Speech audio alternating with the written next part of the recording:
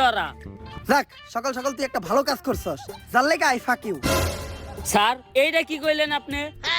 আরে আমি কইছি তুই একটা ভালো কাজ করছস, যার লেগে তোরে আমি ভালোবাসি। স্যার ওইটা আই ফাঁকি হইব না, ওইটা হইব আই লাভ ইউ। ও, তুই তো জানিস আমি আমার জীবনে একটা জিনিসই দুর্বল, সেটা হলো ইংলিশে। না স্যার, আপনি আরেকটা জিনিসও দুর্বল, যেটার লিগে আপনি এখনো বিয়ে হয় না। হাপ! তোর মতো কনস্টেবল লগে থাকার থেকে 1 কোটি টাকা ঋণ থাকা ভালো। আয় লগে আয়। স্যার এই দেখেন পুরা দেশের মাল ওরাই নিয়ে যাইতাছে।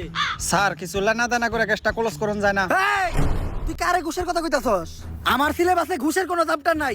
জিল্লো, হ্যান্ডকাপ নিয়ে আয়, ওকে ভিত্তে বইরা দিমু। কত দিবি?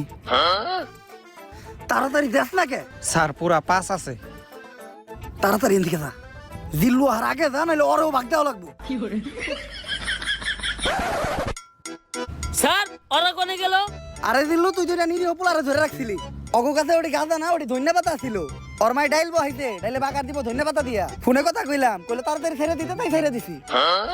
স্যার আমি আপনারে ভালো করে চিনি, যা করলেন এই জীবনে উপরে গেলে দিবনে।